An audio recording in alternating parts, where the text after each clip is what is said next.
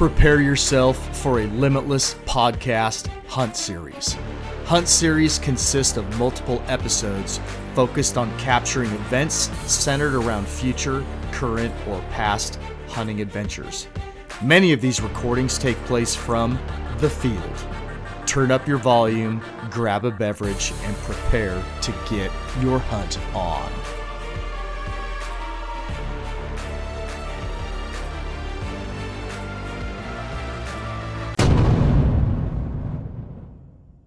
Limitless podcast fans, this is your host, Limitless Outdoors.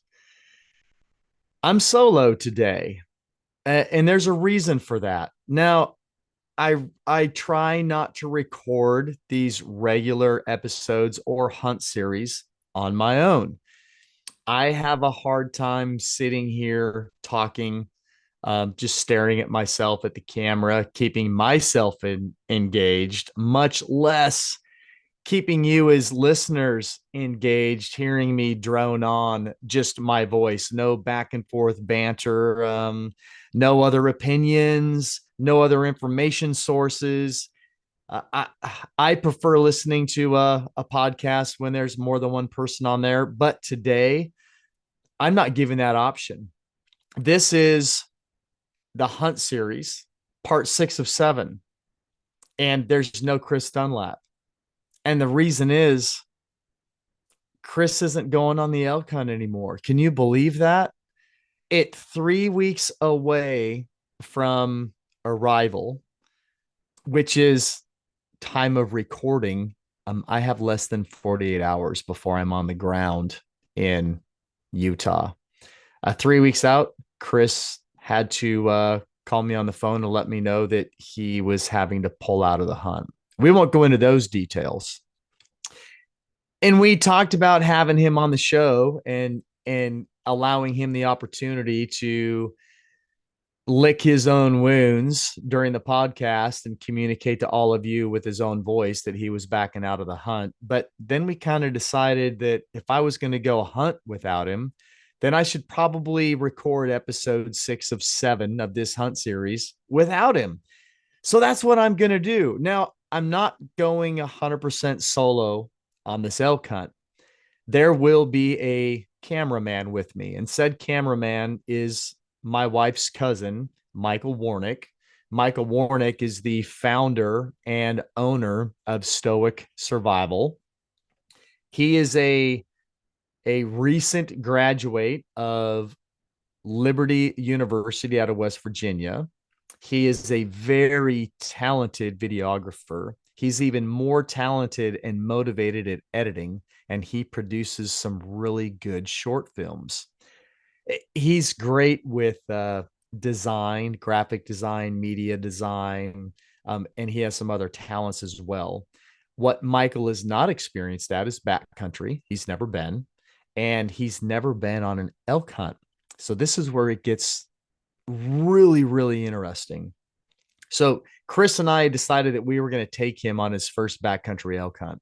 And we weren't doing it out of the selfishness of having our hunt videoed. We were doing it as an opportunity for Michael to break into the backcountry, experience it, film a hunt, and have it available in his portfolio, because he's trying to obtain employment in the outdoor industry, and I want to assist him with that as much as I possibly can. So now this hunt, we're down to 2, and it is myself and Michael. So I sent Michael some Phelps game calls. Michael, in about 2.5 weeks time, he took a crash course in how to call elk. And when I say how to call elk, I've tasked him with learning how to cow call, and to cow call really well. I sent him a gray Phelps diaphragm, one of the gray amps, which for me personally, I think it is, it's the easiest of all the amp diaphragms to use, and it gives you a wide range of capability with that call, and it produces a really good quality cow sound. And so I sent him that. And then I also sent him one of the the small mini wood reed calls. And then Michael went out on his own and ordered an easy sucker. So he now has 3 calls that he's bringing along, and he can cow call pretty darn good at this point, only having done it for 2 weeks. And we're going to have a 3-hour car ride from the time we meet at the airport until we get to the trailhead. We will have 3 hours. And rather than talk or listen to the radio the entire time, we're going to cow call back and forth at each other so that he and I both have the confidence that when I need him to cow call for me, he has the ability to produce a good quality tone. That's the big update for Hunt Series non-resident archery elk. It is the loss of Chris Dunlap. Disappointing, heartbreaking. We spent a lot of time planning this together, and not just from the point of obtaining the tag. We made the decision to do a backcountry elk hunt together with a target being on Idaho in April of 2023. Chris, if you listen to previous hunt series, you will know, but if you haven't, you now know listening to this episode.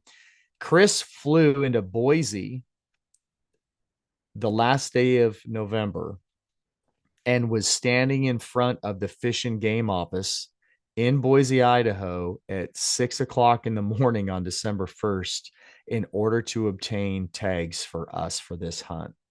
And then we've been planning a hunt ever since. And 3 weeks out, he had to pull the plug on it from his end. So regardless, I'm still going heavy at it. How is this really going to change our hunt? There's certain aspects of it that it won't. I love solo hunting. I love backcountry hunting. I've been doing it now for nearly 3 decades. Not a big deal for me. The disappointing part is I was really looking forward to sharing this hunt in the backcountry with Chris Dunlap. So that's been taken away, but we'll circle back and look at that in the future. It does change our travel plans, specifically my travel plans. It changes calling capabilities. It changes some of my setups. It changes meat and trophy care. That's a big one that we're going to talk about today. And then we're going to close this thing out with doing a recap of some of the new gear that I'm taking out this year for the first time on this hunt.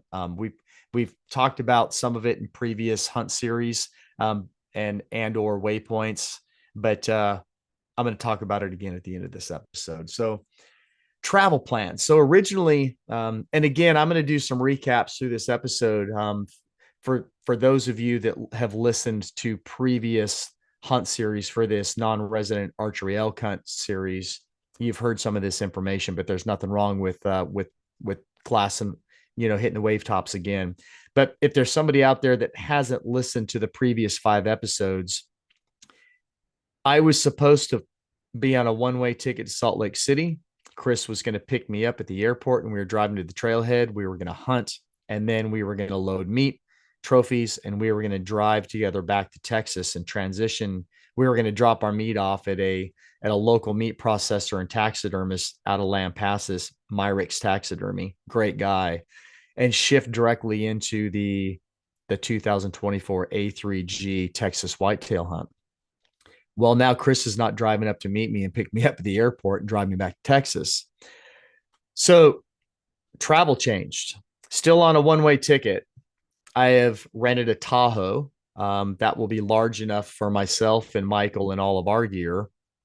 And then getting meat back to a local processor in Idaho near the area where I'm hunting. And we'll talk about that here in a few minutes.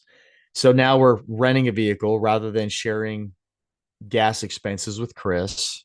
And then on the back end of the hunt, I will be returning the rental vehicle. Michael and I will board our independent flights to go to our independent end locations. I'm going to fly home and hopefully have at least one evening, if not multiple evenings, with my lovely wife before returning to Texas for the 2024 A3G Texas whitetail hunt. So that definitely adds some additional expenses to this hunt. It's going to add some tweaks to my travel. but it's not the end of the world. Before Chris expressed his desire to go on a backcountry archery elk hunt with me, I was planning on doing a 100% self-supported do-it-yourself solo hunt this year.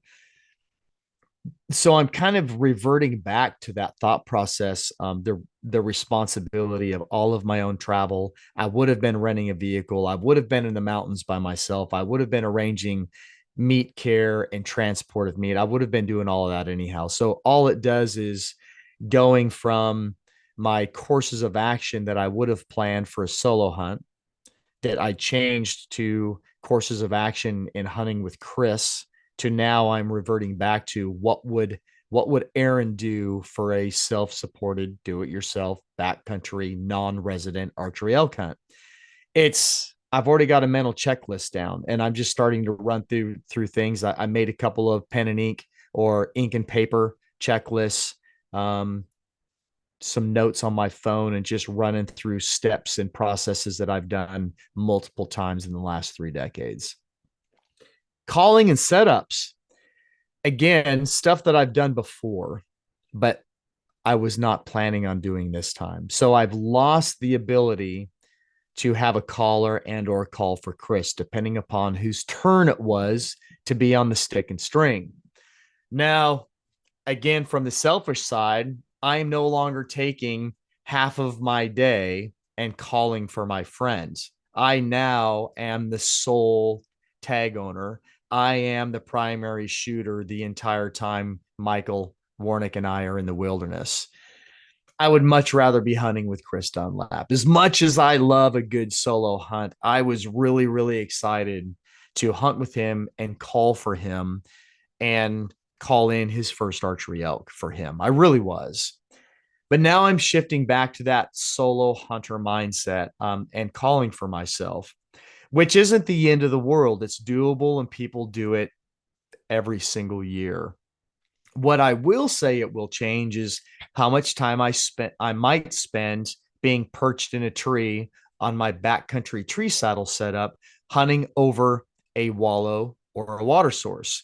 That will be driven by the animal activity that we find this coming Friday and Saturday.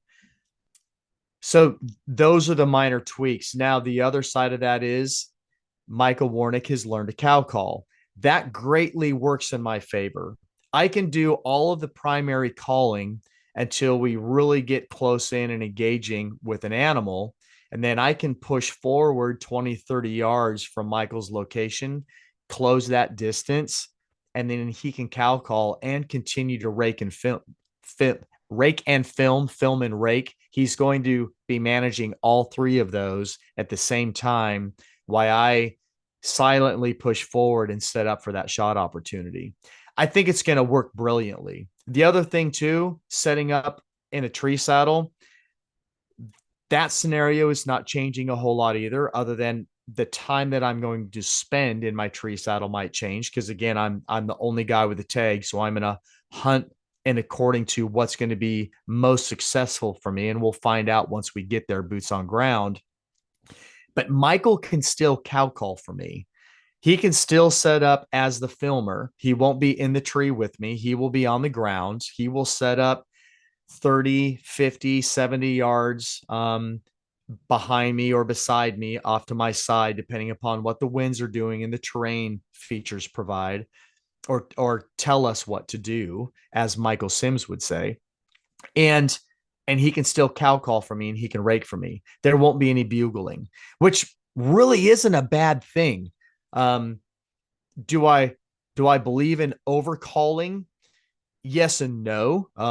I could say the same thing during turkey season. Is there overcalling? Yes and no. It's very scenario dependent. But what I do know, some subtle cow calling and some estrus cow calling near that water source will greatly benefit the setup. So if we do it correctly, we have increased our odds of success more than just hunting straight stick solo. See how I threw that in there, straight stick solo. Anyhow, that's what's going to change our calling setup, our calling routines a little bit. Now, we're going to spend a lot of time on our feet. We're going to spend a lot of time moving. We're going to spend a fair amount of time glassing because the area that we're in lends to some glassing. But if the scenario, the environment, the animal sign dictates it, I will spend a lot more time in a tree than I had planned if I would have been on the ground with Chris with a full on second caller. So that's where we're at with the changes, the shifts in calling. Let's talk about meat and trophy care.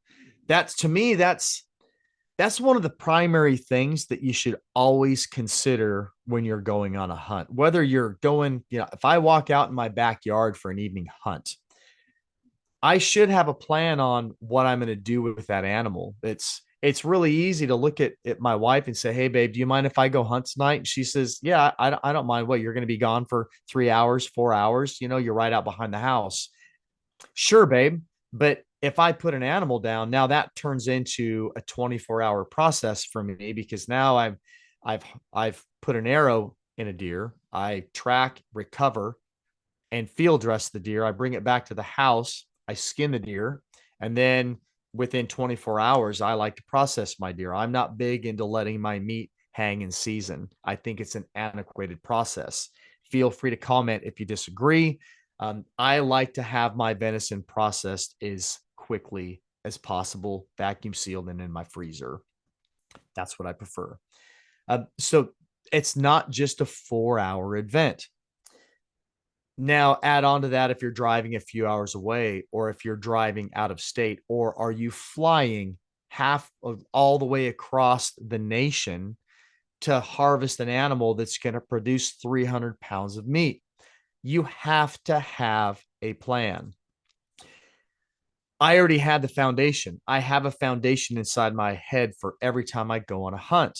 That's not the hard part. The changes that I had to make were I no longer have a truck with ice down coolers in it.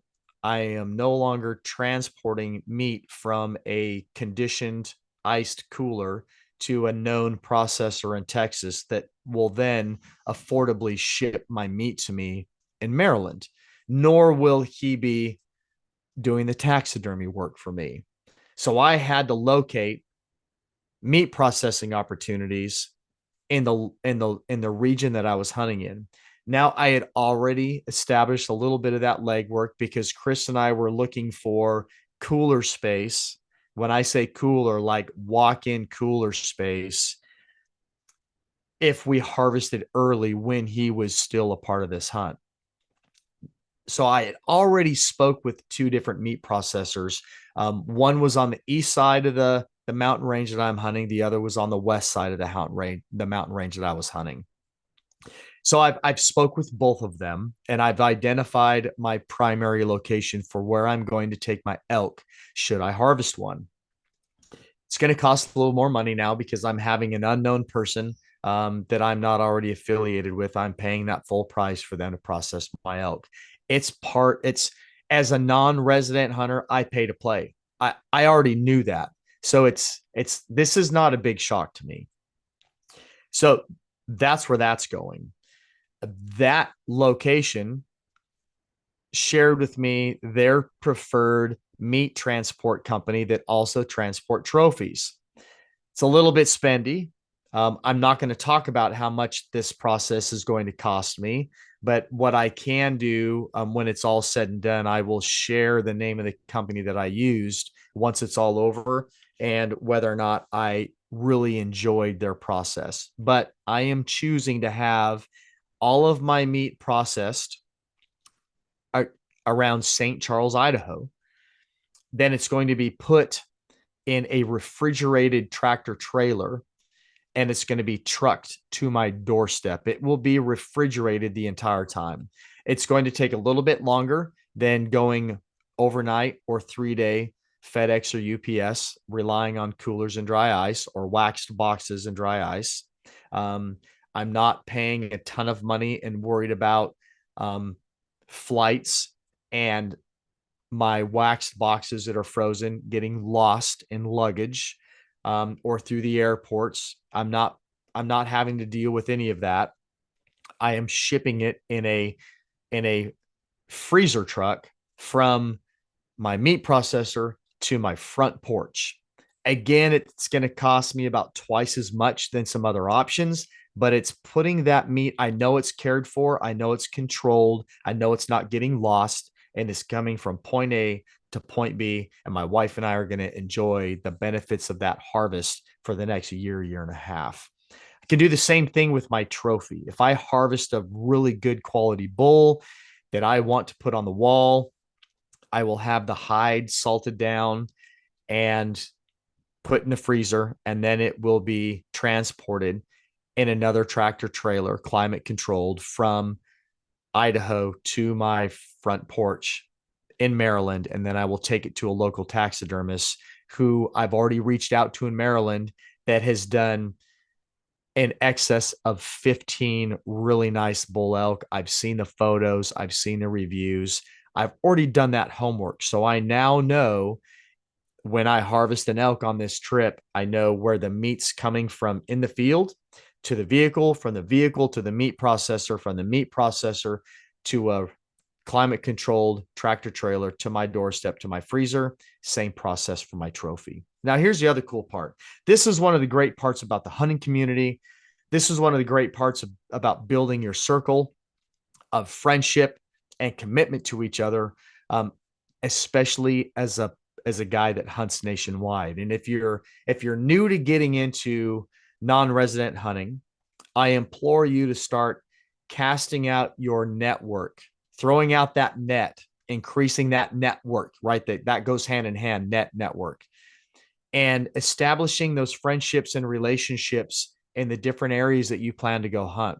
That's imperative because I like to help people, and the people that I keep in my circle like to help people. So when I lost Chris Dunlap from this hunt, I sent a text message to a buddy of mine that lives in Idaho Falls, Idaho. He's a fellow big game hunter. He's a big Badlands fan. That's how we met. I met him through a mutual friend out there, and we've been in constant communication with each other for the last, what, I think 4 years now.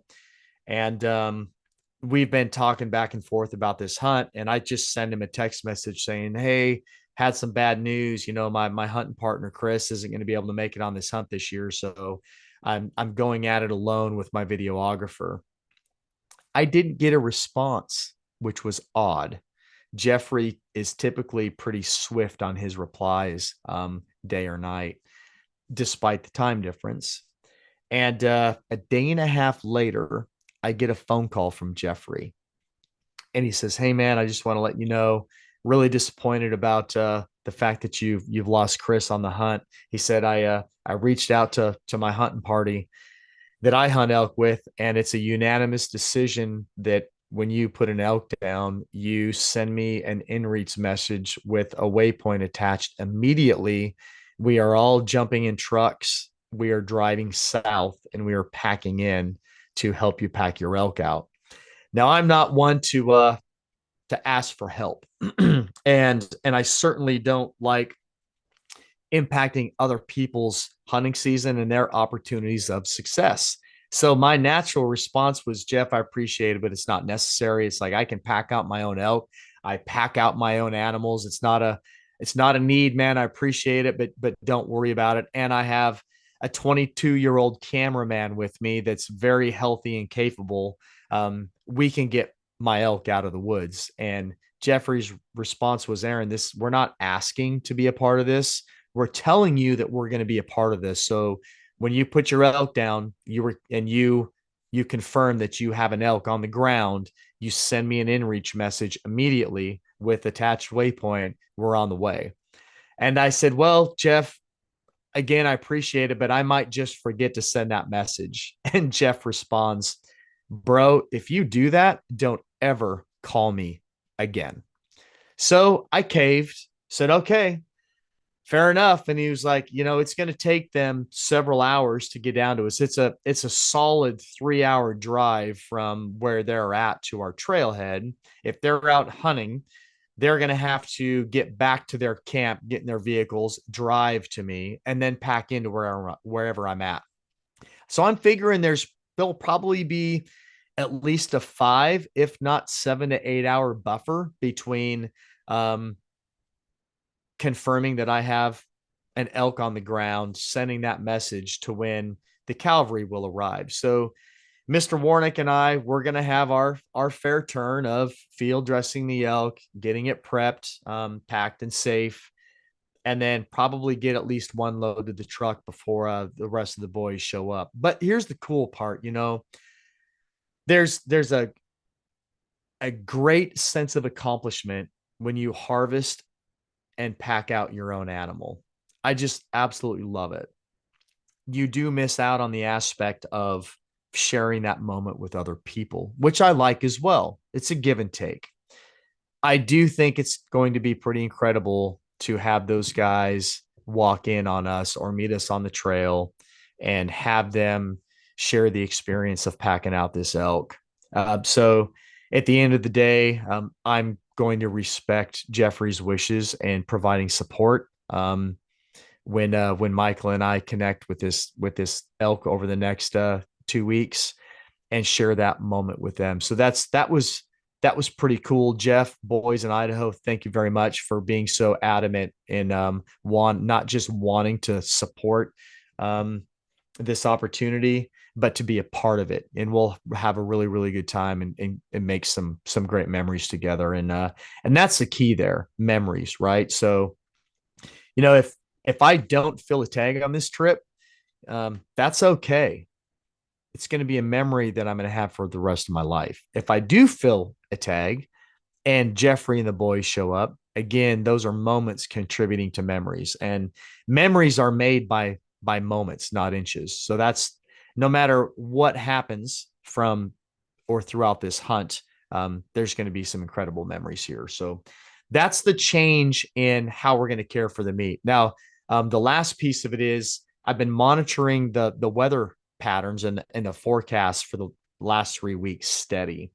And prior to 3 weeks ago, it was staying really, really warm in that region of Idaho. Now, and our meat care was a huge concern. We were looking at how are we going to get our meat on ice as quick as possible. And also, once we were boots on ground, finding those draws and drainages that are heavily covered, potentially still have some water movement in them, and that are shaded all day long, because that can be a 10 to 15 degree temperature change in the bottom of those drainages or draws compared to open terrain that's getting sunlight throughout the day. We're gonna transition our meat there into those cooler locations until we could get it all back to the vehicle. Now, where we're going to be hunting, we're looking at temperature swings between the high 20s, low 30s for lows to in the high 50s, mid 60s for the highs. So now that gives us some flexibility in that meat recovery, because wild game, once you get it skinned out, boned out, spread apart for a while, it's cooling off. Now you can hang it, and as long as you can keep it out of the reach of critters, now you have several days where that meat is going to be in lower temperatures, and getting it back to the truck and getting it back and getting it down to the processor. And it's not going to take us several days. We'll have that elk out with probably 24 to 36 hours. So meat care is, the plans have changed, but they're changing for the better. So that's kind of those are the changes that I've had to make in my hunting plans. Now that I'm going at it as a one-off hunter with a cameraman. This is going to be a great experience for Michael Warnick. I'm super excited for him, and we're just really going to have a good time together. Now, I'm going to talk about some new gear that I'm taking on this trip. Some of it we've covered in previous hunt series. Some of it's going to be released in some upcoming waypoints, but I'm going to talk about a lot of it right here. So I'm going to start with Yeah, if you're watching this on YouTube, some of this gear that I'm talking about, you'll actually see. Some of it you're just going to hear. I didn't bring it all up with me. If you're listening to this through your stereo or your iPhone, obviously you're not going to see any of it anyhow. But I do encourage you to watch this on YouTube because you'll actually see some gear. Crispy altitudes. So I am a known Crispy fan. I love their boots. Historically, I have been a staunch Thor 2 boot user, and I use them year round. I do own Nevada GTXs, and I bought them for the purpose of really late season hunts where it's really cold, like 20 degrees, 25 degrees, and below. So 0 to 25 out here. It's on the East Coast where I live. It's hard to get sub-zero. So from 0 to 25, I do greatly consider wearing my Nevadas. The Thors are just such a versatile boot. They're a stiff flex 4. So tackling the mountains of the West, tackling the elevation changes in the Appalachian Mountains, and then tree saddle hunting in the fashion that I do, having that stiff flex 4 is a huge benefit.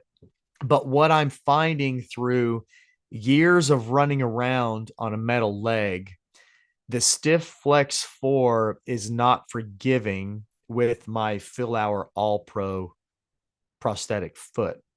And it causes, within 2 to 3 days under pack load, I really start having some significant nerve pain in my residual limb that ends up translating all the way up into my hip. So I'm trying the altitudes this year, the crispy altitudes. They're a stiff flex 3. So they're slightly more forgiving than that Thor, but they still give some pretty rigid insole support.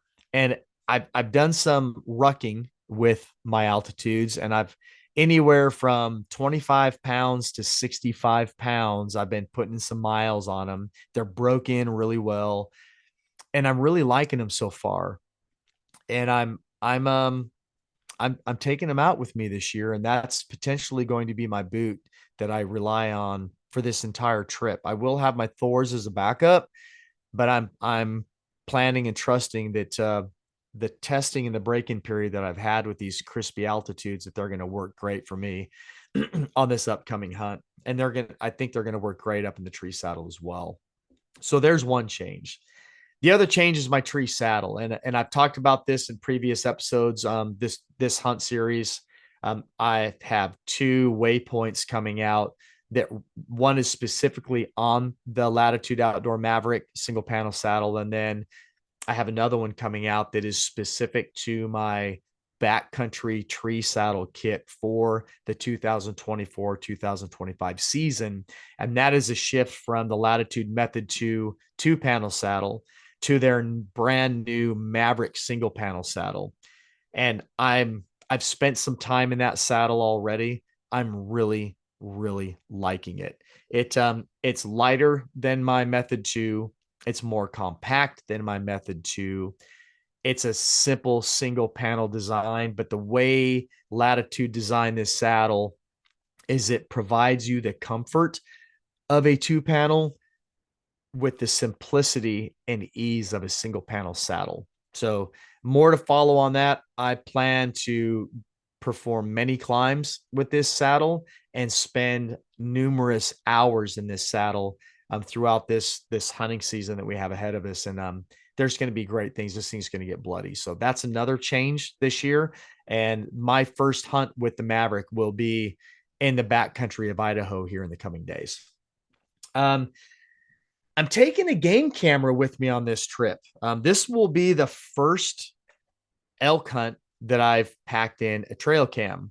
And if you're a user, if you're a listener watching this on YouTube, so if you're a watcher, not a listener, excuse me, you're looking at the trail cam that I am packing in this year, literally fitting it and the size of in my hand. The entire thing is encompassed in my hand. It is like the size of a grapefruit. This trail cam was $29.95 on Amazon. It's made by Wo Sport. It's 100% from overseas. it's a 24 megapixel 1080p camera. Again, it's in the palm of my hand. $29.95. Check them out on Amazon. I'm really excited about this thing. This is not a cellular camera. So I have a card reader in my bino pouch, my bino harness. I will have to go back every couple of days and check this camera. But what does this allow me to do, especially now that I'm a more or less a solo hunter?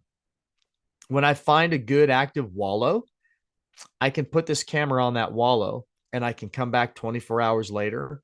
If I place this in the morning, maybe we hunt back there in the evening. Maybe I have my saddle kit with me, my tree saddle kit with me. Check the camera, say, holy cow, we've got good activity here. I'm climbing a tree. Or I let it's there for 48 hours. We don't have any activity on this camera. So we pull it and we move it to another water source, move it to another travel route, a pinch point, a saddle. We can move this camera around and increase our odds of. I'm not using this camera to try to pinpoint a particular bull. Like if day one I see a massive 6x7 on this camera, that doesn't mean that I'm now targeting said 6x7.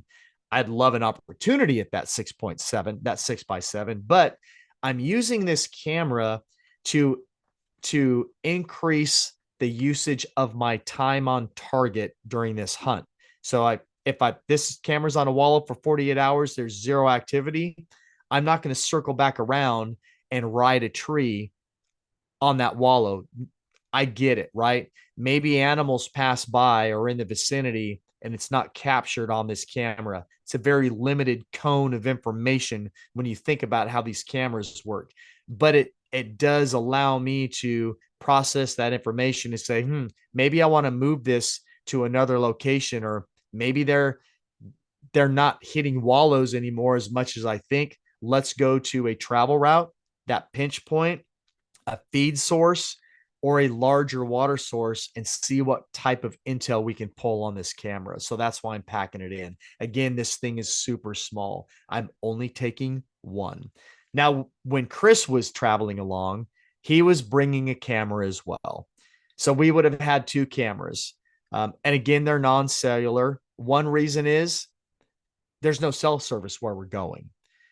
Second reason is cellular cameras are expensive. So if this camera gets destroyed by a bear, it's $29.95. If this camera is stolen by another hunter, it's $29.95. If something happens throughout the duration of this hunt and we harvest and we get everything packed out and this camera is several miles in another direction and I just don't feel like packing in to get this little camera, it's $29.95. Granted, that's just the camera. Yeah, there's batteries in here. Yes, there's an SD card in here, but SD cards aren't that expensive, and batteries die and have to be replaced anyhow. So, I mean, I have like $45, $50 at best invested in this little camera. If it's left behind, broken or stolen, it's not a big heartache. And the last thing for it being non-cellular, I'm not using this camera to get real-time feed on what's happening at that site. I don't need that. That's not the purpose of this. I 100% intend to return throughout my hunts to check this camera when I need to, and either hunt that spot or move it to another location to continue gaining intel for the area that I'm hunting. So I don't need or desire that instant feedback of, oh, there's an animal there right now. So that's non-cellular, super cheap, super lightweight, compact, easy to use. So there's that guy. Another item that I don't have with me, but I'm gonna throw it out there. I've changed from a quilt to a mummy bag again. I do have the Stone Glacier Chilkoot. It's a 0-degree bag. This hunt looks like we're potentially dropping into the 20s on some nights. I originally was going to take my REI 40-degree mummy bag with a merino insert in it. Can I survive in that 40-degree bag, fully clothed in 20-degree sleeping weather? Absolutely. Yes, I can survive. Will I be comfortable? No.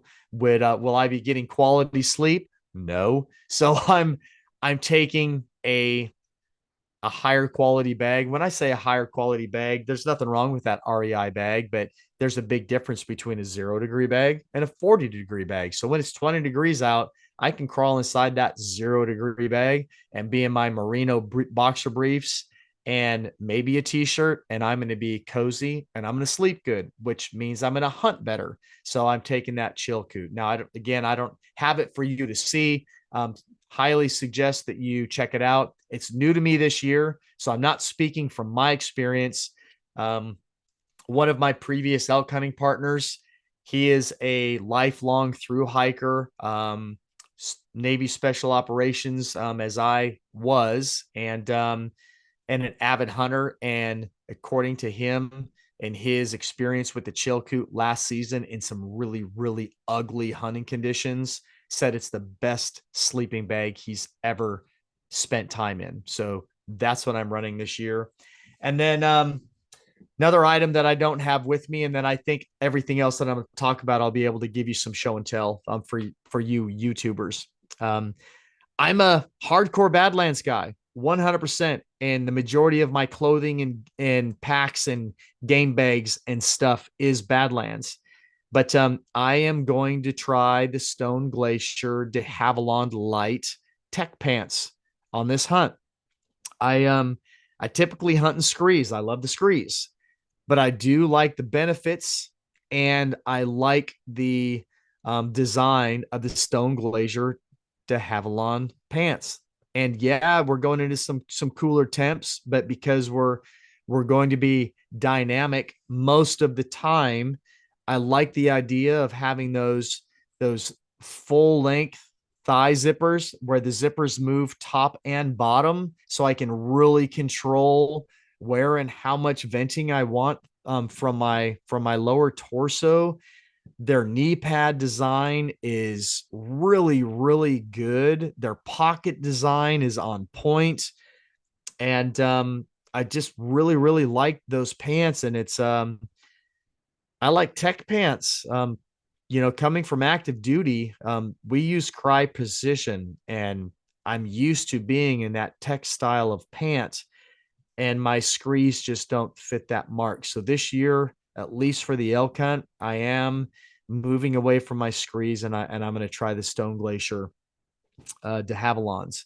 I will have screes in the truck if I need to change pants for any reason. I do have backup screes back at the truck, but my primary is going to be the de Havillands this year. All right, let's go on to something else that I have not worried about packing on a hunt. But I am this year. Now, I won't pack it in with me. It's going to be in the truck. But I have the Outdoor Edge field sharpener. This was sent to me last year by my good friend, Al Quackenbush. Al is a knife geek. And he loves playing with a good edge and creating a good edge. He sent me one of these last year, and I started playing with it 2 weeks ago, and I've sharpened several knives with this thing. And I'm carrying a Montana Knife Company mini speed goat on my person. It's my daily user, and but I will also use it on certain portions of field dressing an elk or a mule deer. So I figured I'm going to keep this in the truck so that when we pack meat out, if my mini speed goat is dulled, I can take a few minutes at the truck trailhead and put a new edge on it before I pack back in. If we spend 2, 3, 4, 5 days packed in, and then we have to shift areas, or we come out for some type of a resupply, then I can always take a few minutes and I can throw a new edge on, or a fresh edge on my mini speed goat. So again, the workhorse field sharpener, this will be in my kit bag at the trailhead in the truck if we need to throw an edge on a knife. So enough on that. What do we want to talk about next? Let's talk about Wilderness Athlete. Yeah, I'm rocking the t-shirt. Yes, I use their supplements every day. Yes, they sponsor the Limitless podcast. This is their rescue hydration mix. This stuff is it's a bit more powerful than your standard hydration. I use the hydration and recovery mix by Wilderness Athlete daily. I also use their energy and focus pretty much daily. Sometimes I mix them together. They have their hero mix that you can buy pre-mixed in little bags. Um, the hero mix is pretty much your hydrate and recovery and your energy and focus that is all in one. So I mix the flavors up. I do my own thing and I just mix it in my own container. I do have that along with me for every single day. I also have the rescue hydration with me for every single day. Now, I might not use the rescue hydration every single day. I may not need it.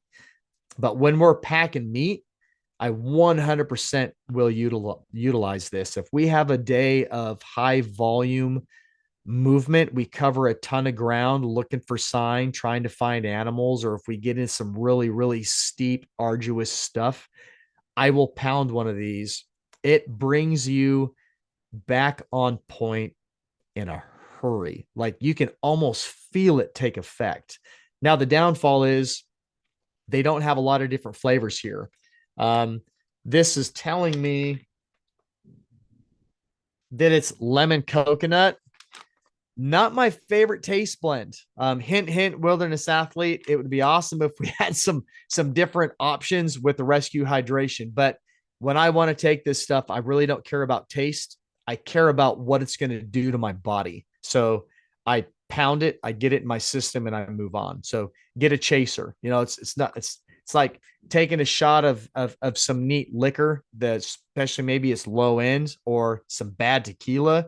Just, get a chaser. So if you're going to pound some rescue hydration, just get a chaser, get it down. It's going to 100% help you recover, keep you in the game. Ooh, dark energy. We've talked about this quite a bit. I have this is a big one that I'm really excited about. So I'm going to talk about it again in this episode, even though we've discussed it previously. When we talked about it in the previous hunt series, I did not have this in my hot little hands. Today that I do. So again, if you're listening to this, at least check out this gear review via YouTube. This is the 3-panel 18-watt dark energy solar panel. This thing is really cool. Folds up nice and slim and trim. It's lightweight. It's very, very pliable and resilient. Looking forward to using this. So dark energy solar panel. It's packing in with me. And the weather that we have next to no rain the entire time, mostly sunny days. So this is going to be used all day long. I'll have it strapped to the exterior of my pack, and we will be able to charge power packs, GPSs, headlamps, watches, any phones, any type of packable electrical components that we're going to have with us. They're going to be fully charged at the ready the entire trip, thanks to dark energy and their solar panel. So there's that. I'm going to cover broadheads really quick. Again, Chris and I did a big in-depth chat about our bow setups and our arrow setups, but this is the VIP Archery Combat Veteran. All right. Small company out of Texas. In my opinion, this is not just the best mechanical broadhead on the market in today's archery industry. This is the best broadhead on the market in today's archery industry. The lethality in this design is ridiculous. This broadhead is field point accurate. There's a lot of broadheads that claim to be field point accurate. Some of them are pretty dang field point accurate. The VIP Archery Combat Veteran is field point accurate. This broadhead is a fail-safe design. It's a 4-blade.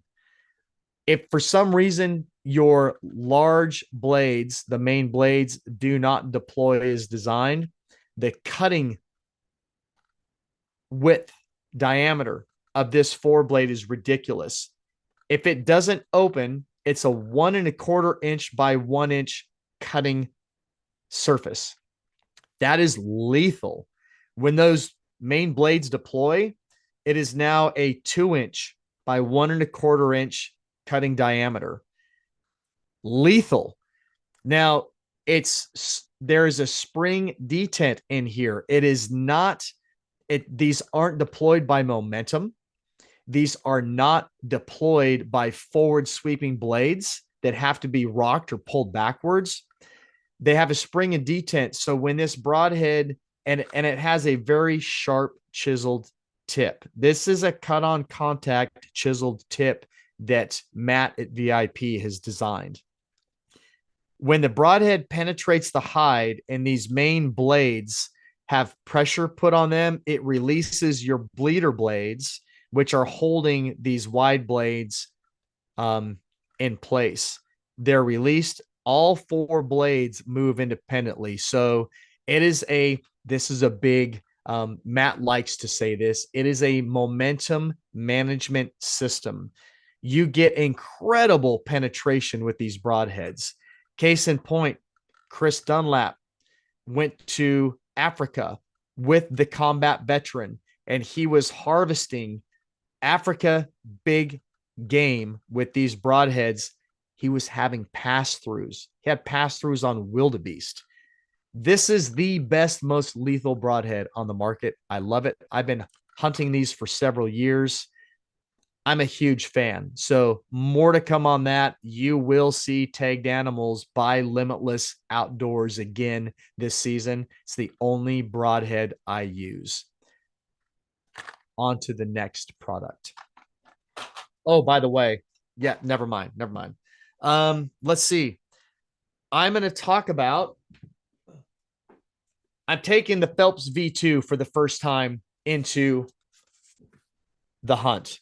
I've used Phelp broadheads or bugles for a couple of years now, and I've owned 4 different tubes that they have made. I currently own 2 tubes that they make. The other 2 I gave away.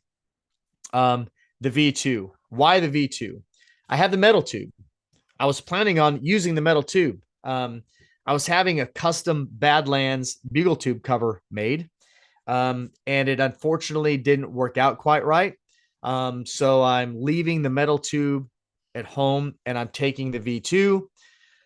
And so I've done, since I couldn't do a custom Badlands approach tube cover, I did a little bit of my my own customization of the Be Limitless bugle tube. So, and some very, as you can see, some very precision, fine black Sharpie artwork. I have Be Limitless on here.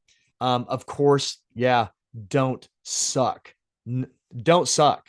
And then this is near and dear to my heart. I'm not quiet about my faith. And Matthew 3:3. If you're a person, a listener of faith, you're not familiar with Matthew 3:3, please open up Matthew and today, now, and soon open up your Bible to the book of Matthew, read Matthew 3:3. Has everything to do with a voice crying out in the wilderness speaks to me.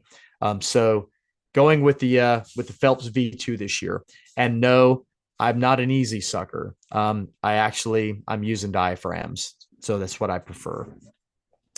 All right. And now we're let's talk about my archery release this year. Finally took the plunge, and I have walked away from my known wrist style caliper release. I have made the transition to the thumb release. I am using the Hot Shot Archery X Spot.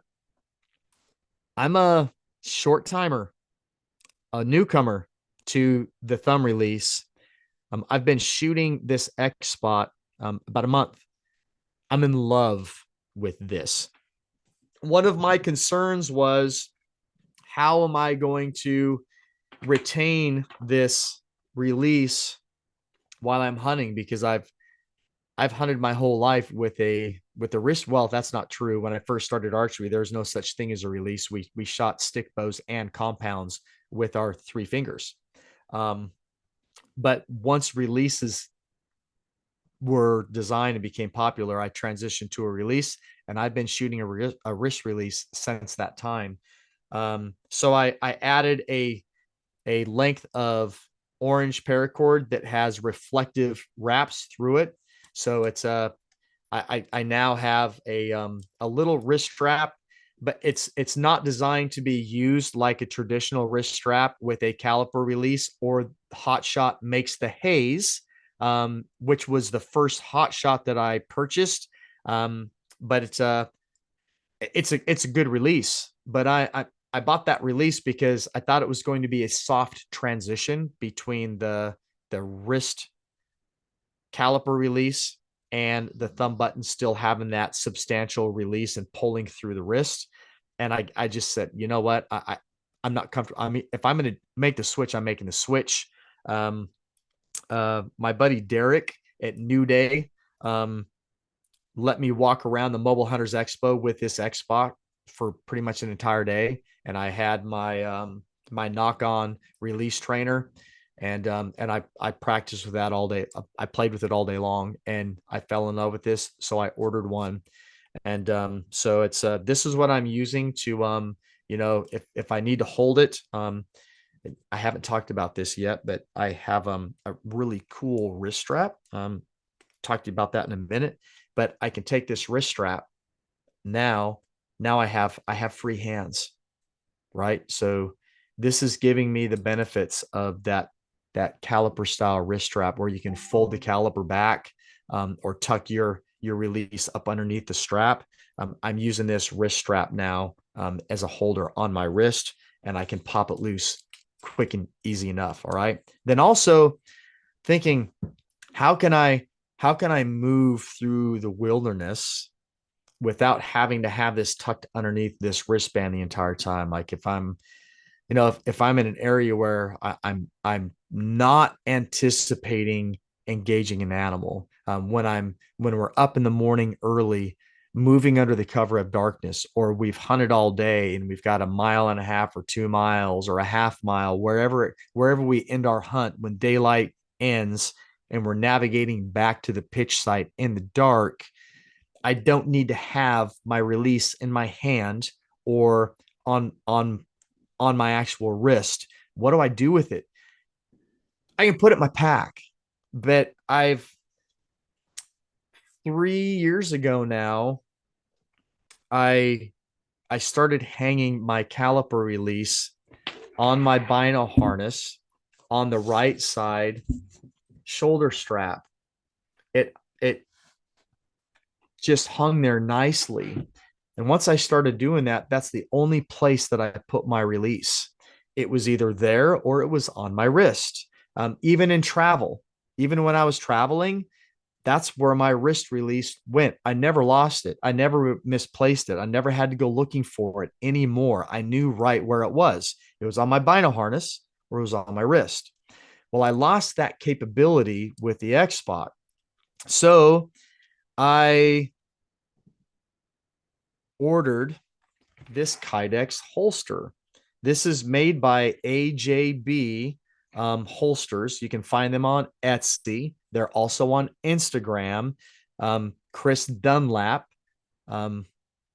has one. He recommended it to me, so I ordered one. If you go to Etsy, this gentleman, he's out of Pennsylvania. He makes Kydex archery release retainment holsters for almost every release on the market, and they just snap right in there. And I mean, it's in there solid. Now that still makes me nervous because sometimes when you're hunting, you get into some really, really nasty stuff.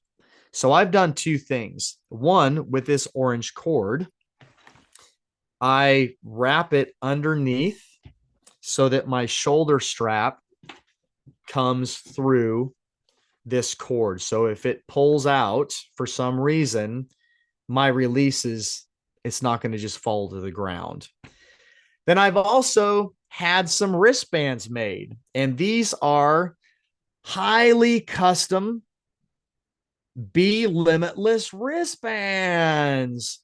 I have limited quantity. They are going to be available on the Limitless Outdoors website. I don't know if I'm going to get them posted on the store before I punch out on this hunt or not, but certainly shortly after the hunt for sure. But I ordered these for two reasons. One is so when I want to have my thumb release somewhat at the ready, again, like I just showed you. Again, if if you're on YouTube, if you're just listening, this X spot is underneath. It's retained on my wrist by this Be Limitless wristband on the inside of my wrist. It works perfect. Then the other thing that I'm doing with it is on my Kydex release holster, this wristband slides over the Kydex holster and the bat wing of my vinyl harness, and it's a little safety, just like you would have a safety on most of your hip holsters. That's exactly what this is. If you're on YouTube, you can see. I've posted a photo of it on Instagram. You can go on Instagram and see it. Now, please understand that my methodology behind this isn't that I'm going to have my X spot retained like this the entire time that I'm hunting. That's not what I'm doing. When I'm hunting, then my X spot will be accessible. It'll either be in that Kydex holster, but without any type of secondary or tertiary retainment on it, or it's going to be in my hands or underneath the wristband on my wrist, always at the ready. That's imperative, but it's moving under the cover of darkness. If I'm getting ready to ascend or descend some really nasty elevation, and my bow's strapped to my pack, and I'm on trekking poles, on the pack in or the pack out. If I'm on my trekking poles with my full pack load on my back, again, my bow will be strapped to my pack.